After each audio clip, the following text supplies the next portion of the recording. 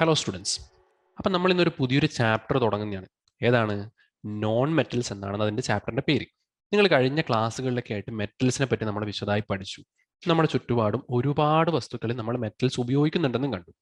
അപ്പോൾ ഈ ഒരു പോർഷനിൽ നമ്മൾ ഡിസ്കസ് ചെയ്യാൻ പോകുന്നത് നോൺ മെറ്റൽസ് ആണ്. നമ്മൾ പീരിയോഡിക് ടേബിളിൽ എടുത്ത് നോക്കിക്കഴിഞ്ഞാൽ നമുക്ക് മനസ്സിലാവും എന്താണ് നമ്മുടെ പീരിയോഡിക് ടേബിളിൻ്റെ ഒരു പോർഷൻ, അതായത് പി ബ്ലോക്കിൽ കാണുന്ന കുറച്ച് എലമെന്റ്സ് ആണ് മെയിനായിട്ട് നോൺ മെറ്റൽ എന്ന് പറഞ്ഞൊരു കാറ്റഗറിയിൽ ഉൾപ്പെടുന്നത്. ബാക്കി നമ്മുടെ പീരിയോഡിക് ടേബിളിലെ അറൌണ്ട് 70% ഓഫ് എന്താണ് എലമെന്റ്സ് എന്താണ് എല്ലാം മെറ്റൽസ് ആണ്. പക്ഷെ അതിനർത്ഥം നമ്മുടെ ചുറ്റും കാണുന്നതിൽ കൂടുതൽ മെറ്റൽസ് ആണ്. അങ്ങനെ മെറ്റൽസ് ആണെങ്കിൽ നിങ്ങൾ നമ്മുടെ ചുറ്റും കാണുന്ന ഒരുവക എല്ലാ സാധനങ്ങളും മെറ്റൽ ഉണ്ടായിരിക്കും. പക്ഷെ അങ്ങനെയാണോ? അല്ല. നമ്മൾ ശ്വസിക്കുന്ന ഓക്സിജൻ തൊട്ട് നമ്മൾ കഴിക്കുന്ന ഭക്ഷണം, അതായത് ചോറായിക്കോട്ടെ, ചിക്കൻ ആയിക്കോട്ടെ, മട്ടൺ ആയിക്കോട്ടെ, അല്ലെങ്കിൽ വെജിറ്റേറിയൻ അല്ല പനീർ ആയിക്കോട്ടെ, അല്ലെങ്കിൽ സാധാരണ കുറിച്ചുകൊണ്ടിരിക്കുന്ന നിലക്കടല ആയിക്കോട്ടെ, കപ്പലണ്ടി ആയിക്കോട്ടെ, ഏത് സാധനമായാലും എല്ലാറ്റിലും ഉള്ളത് മെറ്റൽസ് അല്ല. മെറ്റൽസ് ഉണ്ട്, പക്ഷെ മെറ്റൽസിനേക്കാളും കൂടുതൽ ബേസിക്കലി അവരുണ്ടാക്കിയിട്ടുള്ള ആരെ കൊണ്ടാണ്? നോൺ മെറ്റൽസ് ആയിട്ടുള്ള കാർബൺ, ഹൈഡ്രജൻ, ഓക്സിജൻ എന്നിവരെ കൊണ്ടാണ്. ഫ്രൂട്ട്സ് ഒക്കെ കഴിക്കുന്നത്, ഫ്രൂട്ട്സിലൊക്കെ എന്താണ്? അതിലൊന്നും മെറ്റൽസ് ഉണ്ടോ എന്ന് വെച്ചാൽ മെറ്റൽസ് ഉണ്ട്, വളരെ മൈന്യൂട്ട് അമൗണ്ടിൽ മെറ്റൽസ് ഉണ്ടാവും. പക്ഷേ മെയിൻ ആയിട്ട് അവരുണ്ടാക്കിയിട്ടുള്ളത് ആരെ കൊണ്ടാണ്? നോൺ മെറ്റൽസിനെ കൊണ്ടാണ്. ശരിയാണ്, നമ്മൾ ആലോചിച്ചത് നമ്മുടെ പാത്രങ്ങളായിക്കോട്ടെ, നമ്മുടെ ഇലക്ട്രിക് ഉപകരണങ്ങളായിക്കോട്ടെ, അതിലൊക്കെ കൂടുതൽ നമ്മൾ നോക്കുമ്പോൾ എന്താണ് മെറ്റലും കൂടാതെ മെറ്റൽ നോൺ മെറ്റൽ കമ്പൗണ്ട്സ് ആണ്. പക്ഷെ നോൺ മെറ്റൽസ് മാത്രമായിട്ട് എവിടെയെങ്കിലും നമ്മൾ കാണുന്നുണ്ടോ എന്ന് ചോദിച്ചാൽ അത്തരം ഉപകരണങ്ങളിൽ കുറവാണ്. പക്ഷെ നോൺ മെറ്റൽസ് നമ്മൾ ഡെയിലി ലൈഫിൽ നമ്മൾ ഒരുപാട് ഉപയോഗിക്കുന്നുണ്ട് അല്ലേ? കുറച്ച് ഉദാഹരണം പറയുകയാണെങ്കിൽ ഞാൻ സിമ്പിൾസ് മാത്രം എഴുതാം. ആരൊക്കെയാണ്? Carbon, hydrogen, nitrogen, okay, boron, chlorine, fluorine, okay, bromine. ഈ പേരുകളൊക്കെ നിങ്ങൾ കേട്ടിട്ടുണ്ടാവില്ല അല്ലേ? Neon, Zenon, helium, oxygen, sulphur, അങ്ങനെ അങ്ങനെ അങ്ങനെ പോയിട്ട് ഒരുപാട് ആൾക്കാർ നമ്മുടെ പേരിൽ പറയാൻ പറ്റും. പക്ഷെ നമ്മൾ ചോദിക്കുമ്പോൾ സിലിക്കൺ ഒക്കെ വരുന്നുണ്ട്. പക്ഷെ സിലിക്കൺ ഒക്കെ എന്താണ്? ഒരു നോൺ മെറ്റൽസ് ആണെങ്കിലും ചിലപ്പോൾ മെറ്റാലിക് ക്യാരക്ടർ ഒക്കെ കാണിക്കുന്ന പോലത്തെ ടൈപ്പ് ആയതിനാൽ സെമി കണ്ടക്ടർ ആക്കാനൊക്കെ ഉപയോഗിക്കുന്നുണ്ടെന്നൊക്കെ, അത് വേറെ കാര്യം. പക്ഷെ നോൺ മെറ്റൽസ് എന്ന് പറയുമ്പോൾ ഈ ഒരു കാറ്റഗറി നിങ്ങൾ നോക്കിക്കഴിഞ്ഞാൽ പി ബ്ലോക്കിൽ രണ്ടാമത്തെ മൂന്നാമത്തെയും പീരീഡ്സിൽ ഉൾപ്പെടുന്ന പീരീഡ്സിൽ ഉൾപ്പെടുന്ന ഒരു വക മെറ്റൽസ് ഒക്കെ ആരാണ്? എല്ലാവരും നോൺ മെറ്റൽസ് ആണ്. അതിൽ അലൂമിനിയം മാത്രം ചെറിയൊരു എക്സെപ്ഷൻ പോലെ കുറച്ച് മാറി നിൽക്കേണ്ടി വരും. അലൂമിനിയം ഒഴികെ അലൂമിനിയം മെറ്റലാണ്. ഓക്കെ, പക്ഷെ ബാക്കി കുറെ ആൾക്കാർക്ക് നോൺ മെറ്റൽസ് ആണ്. അപ്പൊ നോൺ മെറ്റൽസ് ഇവിടെ കാണുന്നത് നമ്മൾ കണ്ടു. ഓക്കെ, അപ്പൊ ഈ ഒരു പോർഷനിൽ ഞാൻ എല്ലാ നോൺ മെറ്റൽസ് പറ്റി ഡിസ്കസ് ചെയ്യില്ല. എന്താ ഡിസ്കസ് ചെയ്യുന്നത് ഞങ്ങൾക്കറിയാം. ഓക്കെ, അതിനു മുമ്പ് ഞാനൊരു കാര്യം, നമ്മുടെ ചുറ്റുമുള്ള എയർ, നിങ്ങൾക്കറിയാം എയർ അഥവാ വായു എന്നൊക്കെ നമ്മൾ പറയുന്നു. അതുപോലെ വണ്ടികളിലെ ടയറുകളിലൊക്കെ നമ്മൾ എയർ നിറയ്ക്കുന്നുണ്ട്. ഈ ഒരു സീൻ നിങ്ങൾ കണ്ടിട്ടുണ്ടോ? ഈ ഒരു ചിത്രം നോക്കിയേ. ഹരിശ്രീ അശോകനും ദിലീപും കൂടി തകർത്ത് അഭിനയിച്ച പറക്കും തളിക എന്ന് പറഞ്ഞൊരു സിനിമയിൽ ഒരു രംഗമാണ്. എന്താണ്? ടയർ പഞ്ചറായപ്പോൾ പഞ്ചർ ഒട്ടിക്കാൻ വേണ്ടി ഹരിശ്രീ അശോകൻ കടയിൽ പോയപ്പം ദിലീപ് പറയും എന്താണ്? പഞ്ചർ, അതായത് എയർ ലീക്കാവുന്നിടക്കെ പോയിട്ട് എന്താണ്, ഓരോ ഈർക്കിളിയുടെ കൊള്ളി കൊണ്ട് കുത്തി വെച്ചാൽ മതി, അപ്പൊ മനസ്സിലാവും എവിടെയാണ് പഞ്ചർ ഉള്ളത്. നോക്കുമ്പോൾ ഈ ട്യൂബിലാണെങ്കിൽ കംപ്ലീറ്റ് എല്ലായിടത്തും പഞ്ചറാണ്. അവിടെ സകലയിടത്തും പോയിട്ട് ഈർക്കിളി കുത്തി വെച്ചിട്ട് ആകെ മൊത്തത്തിൽ ഒരു പൊങ്കാല ഇട്ട അവസ്ഥയിലേക്കാണ് സാധാരണ ട്യൂബ് കിട്ടിയത്. അപ്പൊ എന്തുകൊണ്ടാണ് പുള്ളിക്കാരൻ കുത്തുന്നത്? നമ്മൾ എയർ ലീക്ക് ആവുന്നുണ്ടാണ് അല്ലേ? നിങ്ങൾ ചോദിക്കഴിഞ്ഞാൽ ടയറിൽ എയർ ഉണ്ട് അല്ലേ? നമ്മുടെ ചുറ്റും ശ്വസിക്കുന്നിടയ്ക്ക് എയർ ഉണ്ട്. പിന്നെ എല്ലാവരും എയർ എയർ എയർ വെള്ളത്തിൽ നോക്കി കഴിഞ്ഞാൽ വെള്ളത്തിലെ ജീവികളും അവിടെയും ശ്വസിക്കുന്നുണ്ട്. ചെടികൾ നോക്കാൻ ചെടികൾ ശ്വസിക്കുന്നുണ്ട്.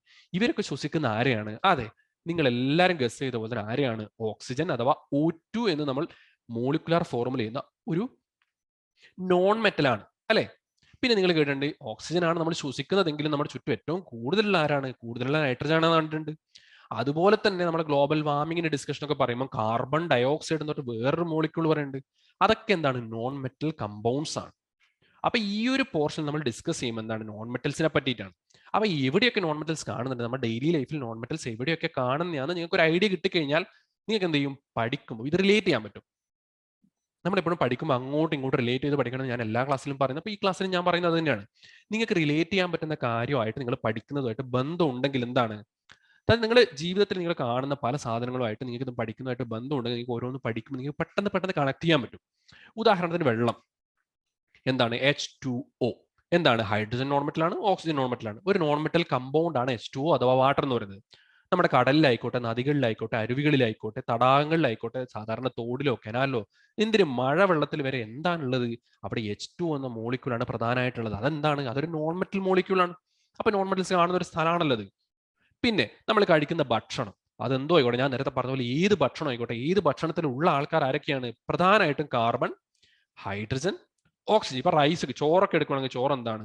C12 H22O11 എന്ന് പറയുന്ന സ്റ്റാർച്ച് എന്ന് പറഞ്ഞ സാധനം അടങ്ങിയിട്ടുള്ള സാധനമാണ് നമ്മൾ റൈസ് എന്ന് പറഞ്ഞാൽ നമ്മൾ കഴിക്കുന്നത്. ഇലകളിലും മറ്റും കാണുന്ന എന്താണ് സെല്ലുകളും സെൽവാളിലൊക്കെ സെല്ലുലോസ് എന്ന് പറഞ്ഞ വേറൊരു സാധനമുണ്ട്. അങ്ങനെ ഒരുപാട് സാധനങ്ങൾ എന്താണ് ഇപ്പൊ പഴങ്ങൾ പച്ചക്കറികളൊക്കെ അതിൽ ഗ്ലൂക്കോസ് ഫ്രക്ടോസ് എന്ന് പറഞ്ഞ വേറെ സാധനങ്ങളുണ്ട്. ഓക്കെ, അതുപോലെ നമ്മൾ പഞ്ചസാര എന്ന് പറയുന്നത് എന്താണ് സാധാരണ ഗ്ലൂക്കോസിനെയാണ് നമ്മൾ ഷുഗർ എന്ന് പറയുന്നുണ്ടല്ലോ. ഷുഗർ ഒരു തരത്തിൽ സ്റ്റാർച്ച് മോളിക്യൂളിന്റെ സെയിം നമ്പർ ഓഫ് മോളിക്കുലർ ഫോർമുലയൊക്കെയുള്ള ഒരു സംഭവമാണ് അത്. അപ്പൊ ഇതൊക്കെ എന്താണ് ഇവരിലൊക്കെ ഉള്ള ആൾക്കാരാണ് കാർബൺ ഹൈഡ്രജൻ ഓക്സിജൻ. സിമ്പിൾ, 3 പേരും ആരാണ്? 3 പേരും നോൺ മെറ്റൽസ് ആണ്. അപ്പൊ നോൺ മെറ്റൽസ് എവിടെയുണ്ട്? നമ്മുടെ ഭക്ഷണത്തിൽ കൂടി നമുക്ക് നോൺ മെറ്റൽസ് കാണാൻ പറ്റും. അവിടെ മാത്രമാണോ? അല്ല.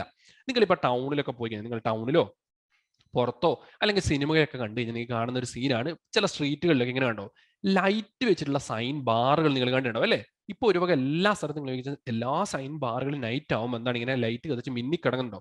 നിങ്ങൾ ടൗണിൽ ദൂരെ യാത്രയൊക്കെ പോകുമ്പോൾ ചിലപ്പോൾ റോഡ് സൈഡിലെ തട്ടുകട, റോഡ് സൈഡിലെ ഹോട്ടലുകൾ വലിയ സൈൻ ബാർ വെച്ചിട്ട് നിങ്ങൾ കണ്ടിട്ടുണ്ടോ അല്ലേ? അവിടെയൊക്കെ എന്താണ്, അത് എന്തുകൊണ്ടാണ് ആ സൈൻ ബാർ കത്ത്? ശരിയാണ്, അവർക്ക് ലൈറ്റ് വേണം, അത് ഓൺ ആക്കി കഴിഞ്ഞാൽ വർക്ക് ചെയ്യും. പക്ഷെ അവിടെ എന്താണ് അതിനുള്ളത്? അതിനുള്ളത് നിയോൺ എന്ന് പറഞ്ഞ ഒരു ഗ്യാസ് ആണ്.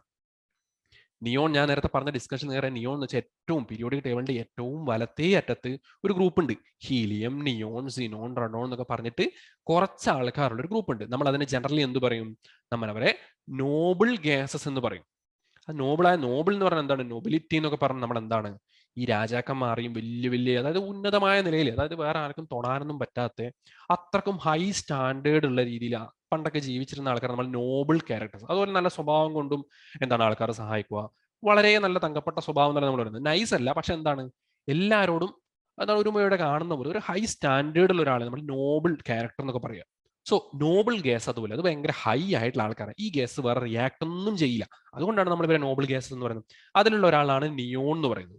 അപ്പൊ നിയോൺ ഗ്യാസസ് ആണ് ഇതുപോലെ ഈ സൈൻ ബോർഡുകളിലൊക്കെ ഉപയോഗിക്കുന്നത്. നിയോൺ ഗ്യാസസ് എന്ത് ചെയ്യും? ഇലക്ട്രിസിറ്റി, അതായത് നമ്മുടെ കറണ്ട് ഓൺ ആക്കുമ്പോൾ എന്താ സംഭവിക്കുക? നിയോൺ ഗ്യാസിന്റെ മോളിക്യൂൾസ് ഉണ്ടല്ലോ, ഗ്യാസ് നിയോൺ എന്ന് പറയുന്ന ആ ഒരു ഗ്യാസിന്റെ കുഞ്ഞു കുഞ്ഞു മോളിക്യൂൾസ് ഉണ്ടാവും. നമ്മൾ ഇലക്ട്രിസിറ്റി അപ്ലൈ ചെയ്യുമ്പോൾ അവർ ചാർജ്ഡ് ആവും, അവരെന്താവും, അവർ അയോണൈസ്ഡ് ആവും, അവർ ഗ്യാസ് അയോൺസ് ആവും. അവരെന്ത് ചെയ്യും? ആ ഗ്യാസ് അയോൺസ് അങ്ങോട്ടും ഇങ്ങോട്ടും മൂവ് ചെയ്യുമ്പോൾ ലൈറ്റ് എമിറ്റ് ചെയ്യും. അതുകൊണ്ടാണ് നമ്മൾ എന്ത് കാണുന്നത്? ഈ സൈൻ ബോർഡിനൊക്കെ നല്ല കളർഫുൾ ആയിട്ട് കാണുന്നത്. ഓക്കെ, പിന്നെ അവിടെ മാത്രമാണ് നോൺ മെറ്റൽസ് ഉള്ളത്? അല്ല. നമ്മൾ ദിവസവും ഭക്ഷണമൊക്കെ പാചകം ചെയ്യാറുണ്ട് അല്ലേ? എന്താ ഉപയോഗിക്കുക? ചില വീട്ടിൽ ഇൻഡക്ഷൻ കുക്കർ ഉപയോഗിക്കുന്നുണ്ടാവും, ചില വീട്ടിൽ എന്തുണ്ടാവും സാധാരണ ഗ്യാസ്, ചില വീട്ടിൽ പണ്ടത്തെ പല വീട്ടുകളിൽ, പഴയ വീടുകളിലൊക്കെയാണ് എന്താണ് വിറകും മറ്റു സാധനങ്ങളൊക്കെ ഉപയോഗിക്കുന്ന വീടുകളും ഉണ്ട്. ഇപ്പൊ എന്റെ വീട്ടിൽ പേഴ്സണലി ചോദിക്കുന്നത്, എന്റെ വീട്ടിൽ ഗ്യാസ് ഉപയോഗിക്കുന്നുണ്ട്, വിറകടുപ്പ് ഉപയോഗിക്കുന്നുണ്ട്, ഇൻഡക്ഷൻ ഉപയോഗിക്കുന്നുണ്ട്. ഓക്കെ, അപ്പൊ പല സ്ഥലത്ത് പല രീതിയിൽ നമ്മൾ ഉപയോഗിക്കും. പക്ഷെ എനിവേ ഗ്യാസ് ഉപയോഗിക്കുന്ന വീടുകൾ വളരെ ചുരുക്കം. ഗ്യാസ് ഒരു വക വീടുകാരിലൊക്കെ ഉണ്ട്. അപ്പൊ ഗ്യാസ് എന്ന് പറഞ്ഞാൽ എന്താണ്? LPG എന്ന് പറയും. എന്താണ്? ലിക്വിഫൈഡ് പെട്രോളിയം ഗ്യാസ് എന്ന് പറയും. ഒരു ബ്യൂട്ടൈൻ എന്ന് പറയുന്ന ഒരു മോളിക്യൂൾ ഉണ്ട്. എന്താണ്? ബ്യൂട്ടൈൻ, C4H10 എന്ന് പറയുന്ന ഒരു മോളിക്കുലർ ഫോർമുലുള്ള ഒരു സാധനമാണ് ബ്യൂട്ടൈൻ എന്ന് പറയുന്നത്. അപ്പൊ ബ്യൂട്ടൈൻ ഗ്യാസ് ആണ് ജനറലി ലിക്വിഫൈഡ്, അതായത് LPG നമ്മുടെ ഗ്യാസിലൊക്കെ ഉണ്ടാവുന്ന ഒരു മോളിക്യൂളാണ് ബ്യൂട്ടൈൻ അഥവാ C4H10. അവിടെ കണ്ടോ എന്താണ്? കാർബണും ഉണ്ട് ഹൈഡ്രജനും ഉണ്ട്. രണ്ടും ആരാണ്? രണ്ടും നോൺ മെറ്റൽസ് ആണ്. ഓക്കെ, ഇനി ഇവിടെ മാത്രമാണോ? നമ്മൾ വണ്ടികളൊക്കെ എടുക്കുക, വെഹിക്കിൾ, ഇപ്പൊ car, bike, bus, jeep, lorry, എന്തോ ആയിക്കോട്ടെ, എല്ലാവരും നമ്മൾ ഒന്നിൽ ഡീസൽ അടിക്കുന്നുണ്ട്, അല്ല പെട്രോൾ അടിക്കുന്നുണ്ട്. ഈ ഡീസലും പെട്രോളൊക്കെ എന്താണ്? നമ്മൾ ജനറലി ഫോസിൽ ഫ്യൂവൽ എന്ന് പറയുന്ന ആൾക്കാർ എന്താണ് അവർ നമ്മൾ എന്താണ് ഈ കടലിനടിയുന്നും മറ്റും ഒക്കെ എടുക്കുന്നത്, അത് മൈൻ ചെയ്ത് എടുക്കുന്ന സാധനമാണ് അല്ലേ? ഓയിൽ റിഫൈനിങ് ഒക്കെ നിങ്ങൾ കേട്ടിട്ടുണ്ടാവും. അവിടെ എന്താണ് ഈ ഫോസിൽ ഫ്യൂലൊക്കെ എന്താണ്? അത് ബേസിക്കലി കാർബണിന്റെയും ഹൈഡ്രജന്റെയും കമ്പൗണ്ട്സ് ആണ്. ഹൈഡ്രോ കാർബൺസ് എന്ന് പറയും ജനറലി. കാർബണിന്റെയും ഹൈഡ്രജന്റെയും കമ്പൗണ്ട്സ് ആണ് ഈ പെട്രോളും അതുപോലെ ഡീസലും അതുപോലെ പെട്രോളിയം പ്രൊഡക്ട്സ് എന്ന് പറയുന്ന ആ ലൈനിൽ വരുന്ന സകല സാധനങ്ങളിൽ എന്താണ് പാരഫിൻ എന്നൊക്കെ നിങ്ങൾ കേട്ടിട്ടുണ്ടാവും. അവരെല്ലാവരും ആരാളുള്ളത്? കാർബണും ഹൈഡ്രജനും തന്നെയാണുള്ളത്. അപ്പൊ നിങ്ങൾക്ക് ചുറ്റും ഒന്ന് നോക്കി, നിങ്ങൾക്ക് കേൾക്കുമ്പോൾ തന്നെ ഒരു വണ്ടറടിക്കുന്നുണ്ടോ? എനിക്ക് തന്നെ കേൾക്കുമ്പോൾ നല്ല വണ്ടറടിക്കുന്നുണ്ട്. എന്താണ്?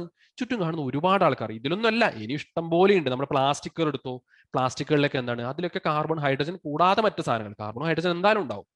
പിന്നെ ചെടികളൊക്കെ എടുത്താൽ അതിലും കാർബൺ ഹൈഡ്രജൻ ഉണ്ടാവും. ബാക്കി അതിന്റെ പിന്നാലെ വേറെ കുറെ സാധനങ്ങൾ ഉണ്ടാവും. ചെടികൾക്ക് കളർ കൊടുക്കുന്നത് എന്താണ്? ക്ലോറോഫിൽ എന്ന് പറയുന്ന ഒരു മോളിക്യൂൾ. അതെന്താണ്? അതും ഒരു കാർബൺ ഹൈഡ്രജൻ കണ്ടെയ്ൻ ചെയ്യുന്ന കമ്പൗണ്ട് ആണ്. നമ്മളെ ബ്ലഡിൽ ഹീമോഗ്ലോബിൻ നിങ്ങൾ കേട്ടിട്ടുണ്ടാവും. അതെന്താണ്? അത് വലിയ റിംഗ് ലൈക്ക് സ്ട്രക്ചർ ആണ്. ആ റിംഗ് ലൈക്ക് സ്ട്രക്ചർ എന്താണ്? കാർബണും ഹൈഡ്രജനും ഉണ്ട്, കൂടാതെ ആരാളുള്ളത്? നൈട്രജനും ഉണ്ടാവും, കൂടാതെ അയൺ മെറ്റൽ കൂടി അതിന്റെ ഇടയിൽ ഉണ്ടാവും. പക്ഷെ എന്താണ്?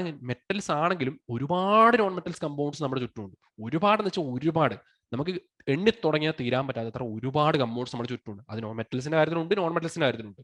പക്ഷേ നമ്മൾ ഡിസ്കഷൻ അധികം അങ്ങോട്ടേക്ക് മെറ്റൽസിലേക്ക് പോകുന്നില്ല, നോൺ മെറ്റൽസിലേക്കാണ്. അതിനു മുമ്പ് നിങ്ങൾ നമ്മുടെ ചുറ്റുമുള്ള അറ്റ്മോസ്ഫിയറിൽ, ഞാൻ പറഞ്ഞു അറ്റ്മോസ്ഫിയറിൽ ഒരുപാട് ഗ്യാസസ് ഉണ്ട്. ഏറ്റവും കൂടുതൽ ആരാളുള്ളത് മക്കളെ? ഏറ്റവും കൂടുതൽ നൈട്രജൻ ഉണ്ട്, പിന്നെ നമുക്ക് ഓക്സിജൻ ഉണ്ട്, അതിനുശേഷം നമുക്ക് ആർഗൺ ഉണ്ട്, ആർഗൺ കഴിഞ്ഞിട്ട് കാർബൺ ഡൈ ഓക്സൈഡ് ഉണ്ട്, പിന്നെ ഹീലിയം ഉണ്ട്, പിന്നെ നിയോൺ, പിന്നെ ആരാണ് സെനോൺ അല്ല, പിന്നെ അതിനുശേഷം ഹൈഡ്രജൻ ഉണ്ട്, പിന്നെ സെനോൺ ഉണ്ട്. സെനോൺ എന്നൊക്കെ പറഞ്ഞു കഴിഞ്ഞാൽ നോബിൾ ഗ്യാസ് ആണ്, വളരെ ചെറിയ എമൗണ്ട് ഉണ്ടാവും. പക്ഷെ നമ്മൾ നോക്ക്, നമ്മുടെ ഓക്സിജൻ ആണ് ശ്വസിക്കുന്നതെങ്കിലും നമ്മൾ ഏറ്റവും കൂടുതൽ ആരാണ് നൈട്രജൻ ആണ്. അത് ചെടികൾക്കൊക്കെ വളരെ ആവശ്യമുള്ള ഒരു എലമെന്റ് ആണ് ആര്, നൈട്രജൻ എന്ന് പറയുന്നത്. പിന്നെ നോക്കിയാൽ കാർബൺ ഡൈ ഓക്സൈഡ് കുറച്ചുണ്ട്. ആർഗൺ എന്ന് പറയുന്ന നോബിൾ ഗ്യാസ് എന്ന് പറഞ്ഞാൽ വേറെ ഒരു തരത്തിൽ നമുക്ക് വേറെ ഒരു ശല്യം ഉണ്ടാക്കില്ല, അവരും അവിടെ ഉണ്ട്. പക്ഷെ നമ്മളുടെ ഡിസ്കഷൻ ഇതിലെല്ലാവരിലും പോകുന്നില്ല. 4 ഗ്യാസിനെ പറ്റിയിട്ടാണ് ഈ ഒരു ചാപ്റ്ററിൽ മൊത്തത്തിൽ ഡിസ്കസ് ചെയ്യാൻ പോകുന്നത്. ആരൊക്കെയാണ്?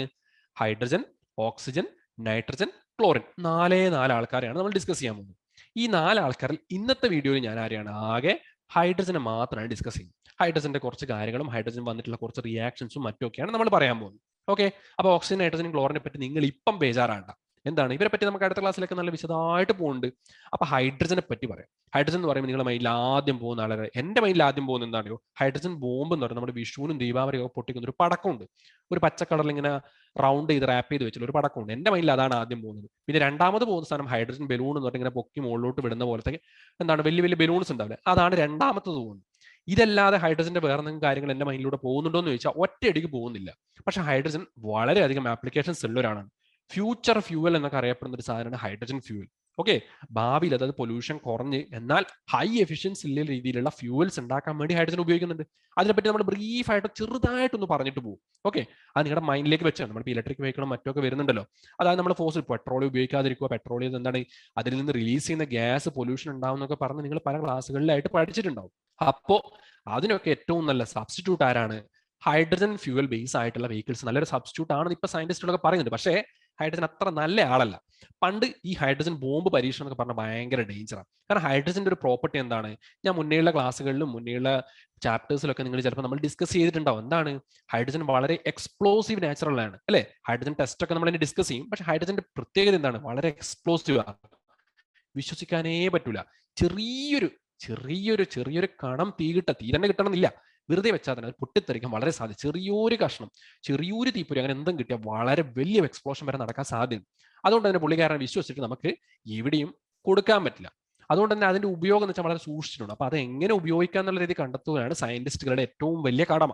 ഓക്കെ, അപ്പൊ ആ ഒരു കടമ്പ കടക്കാൻ വേണ്ടി അവരിങ്ങനെ ശ്രമിച്ചുകൊണ്ട്, നിങ്ങൾ സയൻസ് സ്റ്റുഡന്റ് ആകുമ്പോൾ നിങ്ങൾ മനസ്സിലാക്കേണ്ട ഒരു കാര്യമാണ്, ഈ സയൻസിന്റെ പഠിച്ചു കഴിഞ്ഞാൽ കാര്യമില്ല എന്നൊക്കെ പറയുന്ന ആൾക്കാരോട് നിങ്ങൾ അതന്നെ ആദ്യം പറയണം. സയൻസ് പഠിച്ചു കഴിഞ്ഞിട്ട് വേണം ഇതുപോലുള്ള പല ഗ്രൗണ്ട് ബ്രേക്കിംഗ് ഡിസ്കവറീസ് നമ്മൾ ഉണ്ടാക്കാൻ.